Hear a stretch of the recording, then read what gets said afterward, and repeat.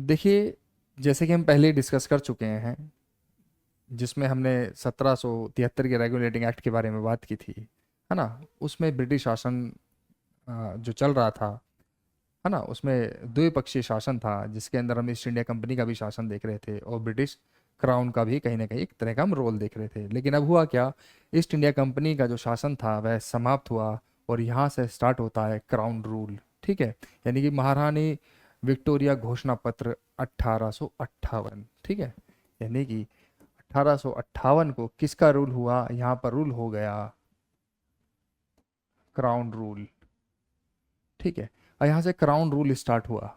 ठीक है, अब ये जो क्राउन रूल स्टार्ट हुआ है, इसके अंतर्गत देखो नए नए चेंजेस लाए गए, क्योंकि देखिए ब्रिटिश सरकार को ये बात पता लग चुकी थी कि जो ईस्ट इंडिया कंपनी है ना, उसके चलते भारत में लंबे समय तक शासन करना मुमकिन नहीं है। इसलिए उन्होंने क्या किया कि सीधा सीधा जो ताकत थी, है ना, जो प्रशासन की जो शक्तियां थी, सीधा सीधा अपने हाथों में ले ली। तो इस तरह से हम कह सकते हैं कि कंपनी के शासन की शक्तियां जो थी वह क्राउन को हस्तांतरित हो गई, है ना। तो क्राउन को हस्तांतरित, क्राउन को,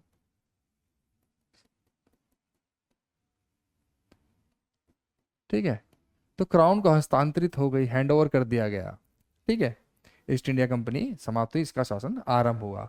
अब देखिए यहाँ पर दूसरी चीज क्या दिखती है हमको, यहाँ पर दिखता है कि जो डबल गवर्नमेंट थी, है ना, उसका शासन खत्म हो गया, क्योंकि पहले ईस्ट इंडिया कंपनी भी थी और ब्रिटिश सरकार का भी साथ साथ चल रहा था, दो दो नियंत्रण चल रहे थे, वो भी समाप्त हुआ।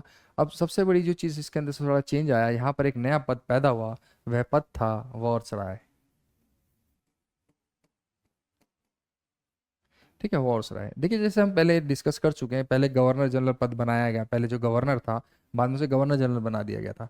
तो अब ये जो गवर्नर जनरल पद था, इसको हटाकर वॉरसराय पद के रूप में रख दिया गया। अब ये वॉरसराय जो थे, ये सीधे के सीधे ब्रिटिश क्राउन के प्रति उत्तरदायी थे। किसके प्रति, जो ब्रिटिश क्राउन था, यहाँ पे मैं लिख देता हूँ, ठीक है ना, ये ब्रिटिश क्राउन जो था, इसके प्रति उत्तरदायित्व था इनका, यानी आंसरेबिलिटी इनकी ब्रिटिश क्राउन के प्रति थी।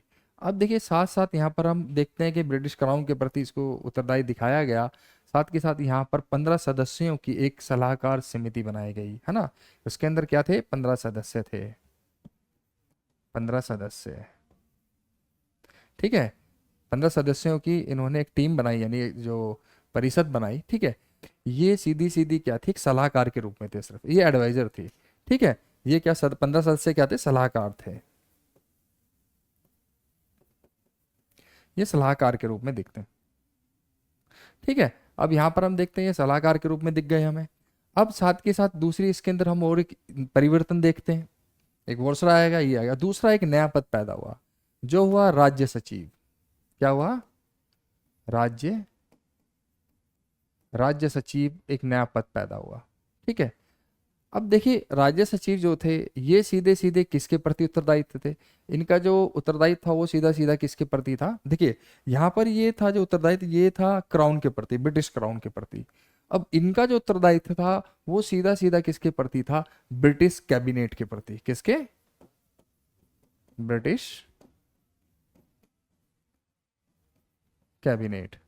ठीक है, जो ब्रिटिश कैबिनेट थी उसके प्रति ये उत्तरदायित्व है इनका, उनके प्रति कहीं आंसरेबल थे। और साथ साथ भारत का, ठीक है ना, भारतीय प्रशासन, है ना, भारतीय जो प्रशासन था, है ना, संपूर्ण रूप से इनके हाथ में था। ठीक है, भारतीय प्रशासन पर संपूर्ण रूप से नियंत्रण, आप ऐसा कह सकते हैं, है ना, भारतीय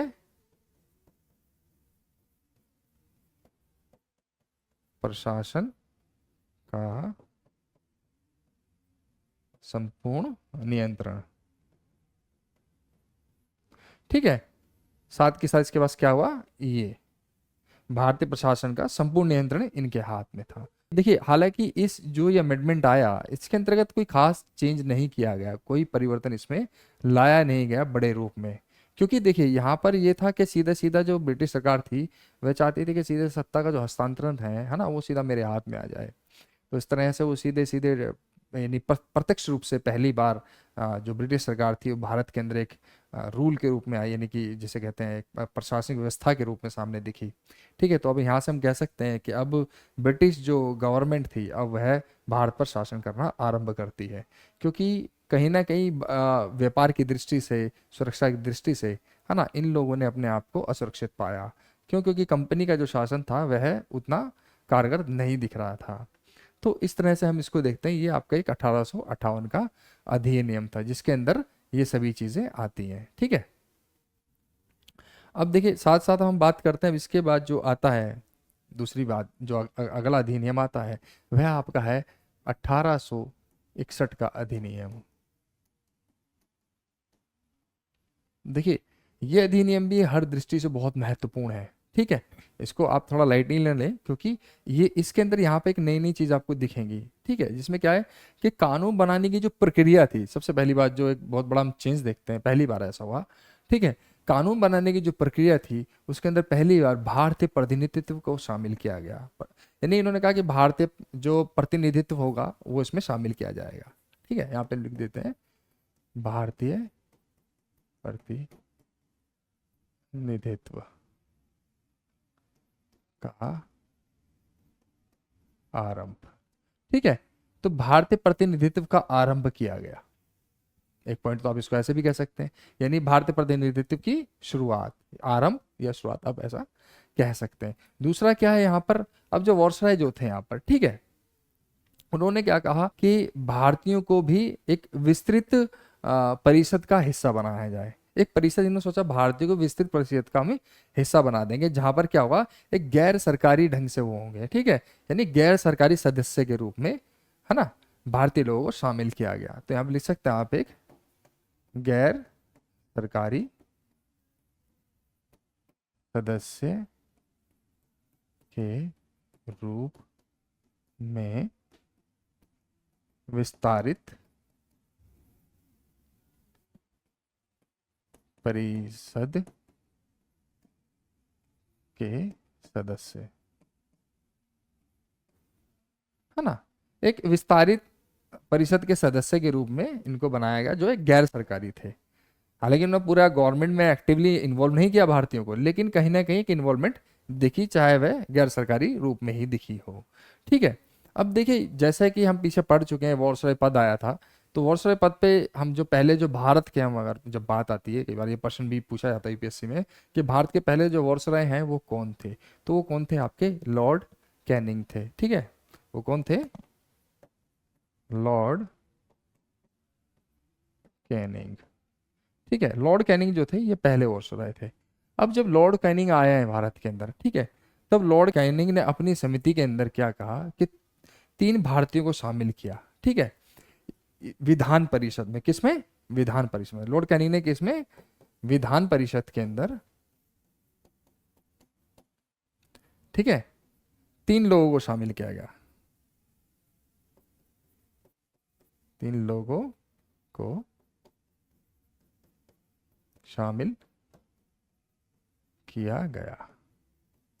ठीक है, विधान परिषद के अंदर इन्होंने शामिल किया, और कैसे किया, कोई चुनाव तो नहीं लड़ा, कि इस तरह मनोनीत किया। ठीक है, इतना तो याद रहेगा आपको। ठीक है, तो उन्होंने मनोनीत किया, 3 लोगों को मनोनीत किया। पहले कौन थे, पहले इसके अंदर हम देखते हैं बनारस के जो राजा थे वो थे। ठीक है, आप लिख सकते हैं बनारस के राजा।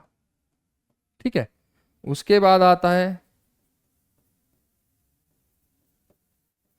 पटियाला के महाराजा। ठीक है,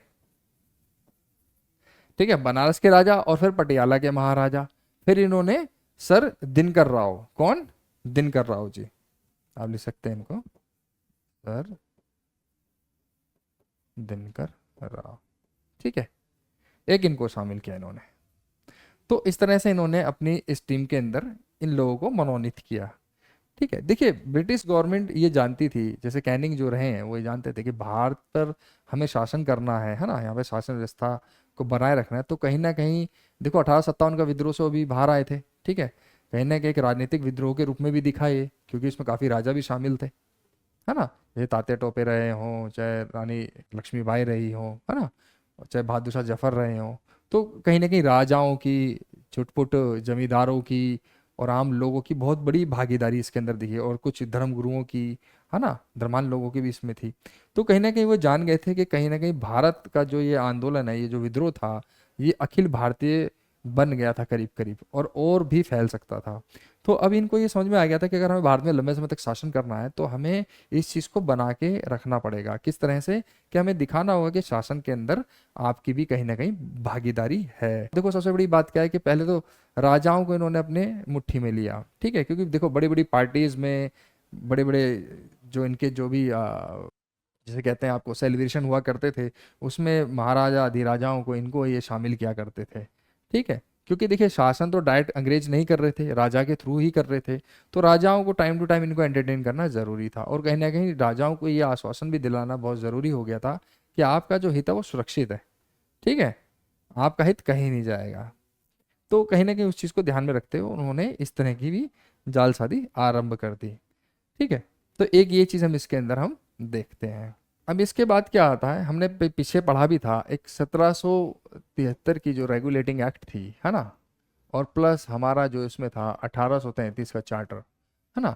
इन कानूनों के अंदर जब ये अधिनियम, ये कानून आए भारत में, उस समय आप देखेंगे कि ज़्यादा से ज़्यादा ब्रिटिश सरकार ने शक्तियों का केंद्रीकरण करने की कोशिश की थी। क्या किया था? शक्तियों का केंद्रीकरण। तो शक्तियों केंद्रीकरण पर जोर था। किस पे था? शक्ति केंद्रीकरण पर जोर था भाई। कैसे था? जैसे आप देख सकते हैं कि उस समय में जो मद्रास था, है ना, और मद्रास हो गया और मुंबई हो गया, है ना, वहाँ की जो प्रेसिडेंसी थी उसको सीधा सीधा बंगाल के गवर्नर के नीचे डाल दिया गया। कि अब जो भी मद्रास के और इसके मुंबई के जो गवर्नर थे, है ना, वो सीधे सीधे किसके अंडर में कर दिए गए? बंगाल के गवर्नर जनरल के, और बंगाल के गवर्नर को गवर्नर जनरल बना दिया गया, जिसमें वॉरेन हेस्टिंग की हमने बात की थी पीछे। तो अब क्या हुआ था, हम देख रहे थे कहीं ना कहीं शक्तियों को एक हाथ में धीरे धीरे समेटा जा रहा है। तो वहां पर क्या हो रहा था, शक्तियों का एक केंद्रीकरण हो रहा था। अब शक्तियों केंद्रीकरण होगा तो उससे क्या होगा, कहीं ना कहीं एक, जिसे कहते हैं ना, एक ये दिखेगा कि हाँ भाई एक हाथों में पावर सिमट रही है, और कहीं ना कहीं एक डिक्टेटरशिप, तानाशाही दिख रही है। तो अब इन्होंने क्या किया, साथ साथ इसी 1861 के अधिनियम में इन्होंने एक चेंज और किया, जिसमें उन्होंने कहा कि शक्तियों का क्या किया जाएगा, अब विकेंद्रीकरण,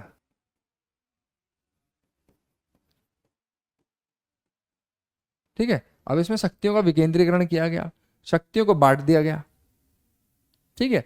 अब शक्ति को पुनः इन्होंने उसी तरह से, जिस तरह से पहले मुंबई की प्रेसिडेंसी के पास अलग पावर थी, है ना, और मद्रास की प्रेसिडेंसी के पास अलग पावर थी, तो उन्हें क्या किया, वापस ये पावरें, शक्तियां लौटा दी गई।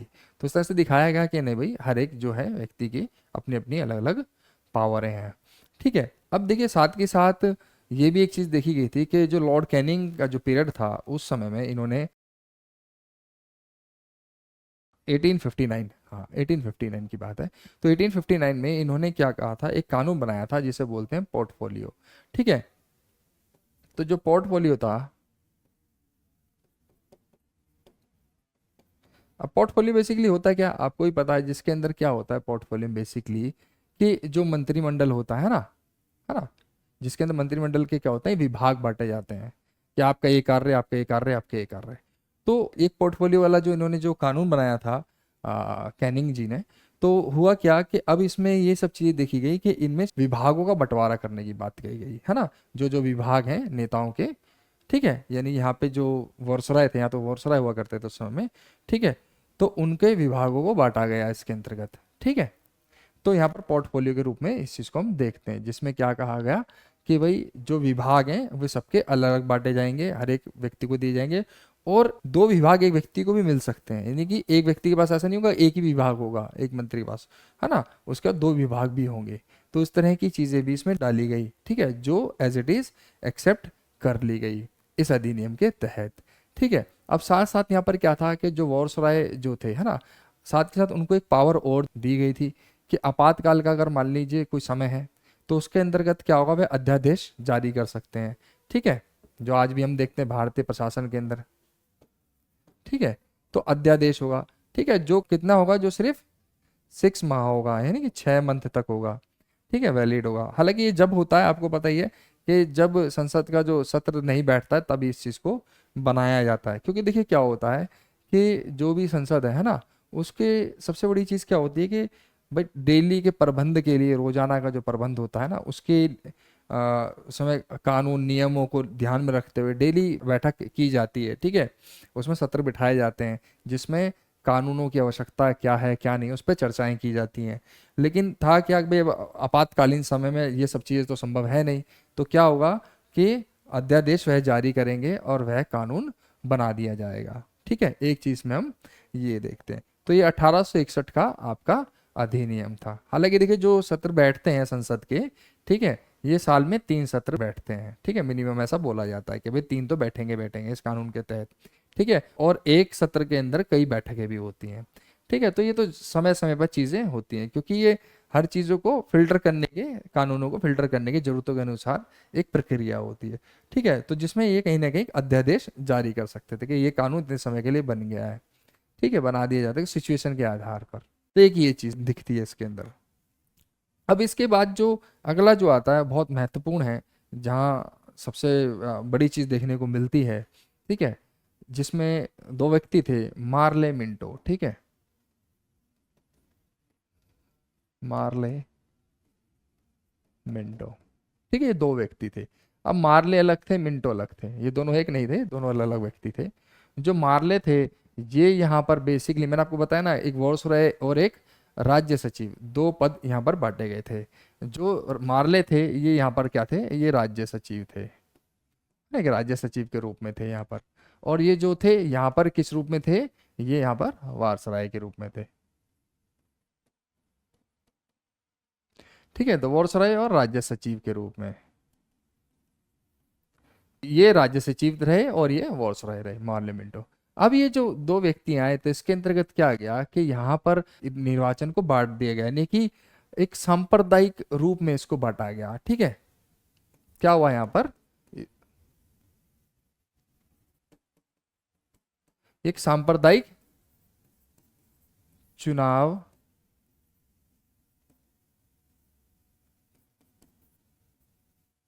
पद्धति जो थी, है ना, का निर्माण हुआ। देखिए सांप्रदायिक चुनाव प्रणाली का यहाँ पर आरंभ होता है, ठीक है।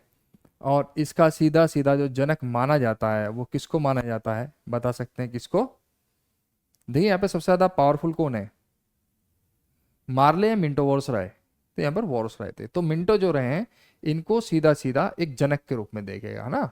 तो लिख सकते हैं आप इसको, ठीक है, मिंटो को एक जनक के रूप में देगा, रूप में, किसके जनक के रूप में, सांप्रदायिकता के रूप में। सांप्रदायिक जो चुनाव प्रणाली जो थी उसका जो आ, जिम्मेवार जिसको माना गया वह माना गया मिंटो को, क्योंकि वो वायसराय थे यहाँ के। तो इस तरह से इसमें था, ये व्यवस्था थी क्या, जिसके अंतर्गत ये देखा गया कि पृथक निर्वाचन व्यवस्था कर दी गई, जिसके अंदर मुसलमान को मुसलमान वोट देगा और हिंदू को हिंदू वोट देगा। तो क्योंकि देखिए यहाँ पर आप इससे पहले भी एक जो घटना देख सकते हैं 1906 के अंदर, है ना, एक बहुत बड़ी घटना हुई, क्या हुई, मुस्लिम लीग की स्थापना कर दी गई थी, ठीक है। तो भारत छोड़ो आंदोलन वाला मामला तो चल ही रहा था, है ना, सॉरी भारत छोड़ो कह रहा, भारत क्या नाम है, डिवाइड एंड रूल वाला, ठीक है, फूट डालो शासन करो जिसे हम कहते हैं। तो उसके आधार पर इन्होंने क्या किया कि 1906 के अंदर मुस्लिम लीग की स्थापना कर दी थी। तो उसी के चलते धीरे धीरे इनको लग गया था कि इनको लोगों को तोड़ना है, और फिर एक राजनीतिक मंच ये दे ही चुके थे भारतीय लोगों को, जहां पर वे आकर बहस करते थे और कानून संवैधानिक रूप से परिवर्तन लाने की कोशिश करते थे, जिसके अंतर्गत हम कांग्रेस का उदय देखते हैं 1885 के अंदर। और फिर हम उसके अंदर बाद में हम देखते हैं नरम दल और गरम दल में विभक्त हो जाता है। तो ये जो चीज़ें हम देख रहे हैं कहीं ना कहीं कुछ लोग ऐसे थे जो संवैधानिक तरीके से परिवर्तन लाना चाहते थे, और कुछ जिनका मार्ग था वह एक्सट्रीमिस्ट थे, है ना, वे उग्र रूप को मानते थे कि इससे चेंजेस लाए जा सकते हैं, ठीक है। हालांकि दोनों अपने ही क्षेत्रों में ठीक थे, सबका अपना अपना एक एजेंडा था कि इस तरह से चेंजेस लाए जा सकते हैं। तो कहने का हम जो उसके नींव जो हम देखते हैं 1909 में जो आया, ये 1909 का है आपका, ठीक है, 1909 का मार्ले मिंटो सुधार इसके रूप में जाना जाता है, सुधार बोलते हैं इसको, सुधार के रूप में इसको देखा जाता है कि कुछ चेंजेस मिले। हालांकि सुधार कहाँ का सुधार था ये, लेकिन कहीं ना कहीं बिगाड़ा गया भारतीय व्यवस्था को। तो यहाँ पर एक हम देखते हैं कि जिसमें मुस्लिम को मुस्लिम वोट देगा और हिंदू को हिंदू वोट देगा। तो एक सांप्रदायिक चुनाव प्रणाली जो पद्धति थी उसका निर्माण हुआ, और उसका सीधा सीधा जनक जिसको माना गया वह थे भारत में उस समय के वॉयसरॉय। वॉयसरॉय कौन? मिंटो। ठीक है, ये इसके अंदर हम एक चीज देखते हैं।